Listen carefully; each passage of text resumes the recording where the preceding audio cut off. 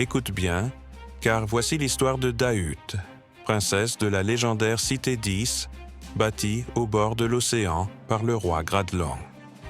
Une ville si splendide que même les dieux en étaient jaloux. Dahut, élevée dans le luxe et la magie, était aussi belle qu'insaisissable. Mais derrière ses yeux d'azur se cachait une soif de liberté et de pouvoir qui allait sceller le destin de sa cité. Le roi Gradlon, venu des terres du Cornouailles, avait conquis l'océan lui-même. Sur les conseils de Malgven, sa reine venue du nord, sorcière des brumes et des tempêtes, il fit bâtir Ys, la cité des prodiges. Des digues colossales la protégèrent des flots, et ses portes d'airain, les portes de la mer, ne pouvaient être ouvertes que par la clé d'or que Gradlon portait toujours sur son cœur. Mais Malgven mourut en donnant naissance à Dahut. Le roi, brisé mais déterminé, reporta tout son amour sur sa fille unique.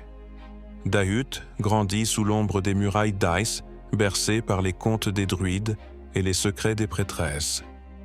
Chaque nuit, elle rêvait des profondeurs marines, des voix qu'elle croyait entendre dans les abysses. Car Ys n'était pas seulement une cité d'hommes.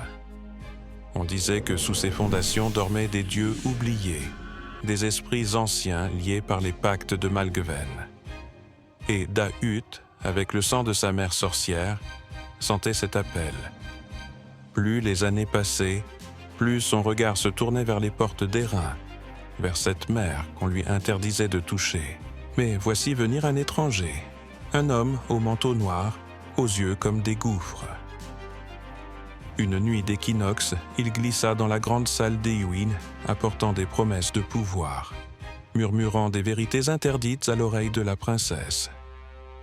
Dahut, fasciné, écouta, car dans son cœur brûlait déjà le feu de la rébellion. Et ainsi, alors que les cloches de la cathédrale sonnaient la 9e heure, le destin d'Ys commença à se fissurer. Mais ceci n'est que le début.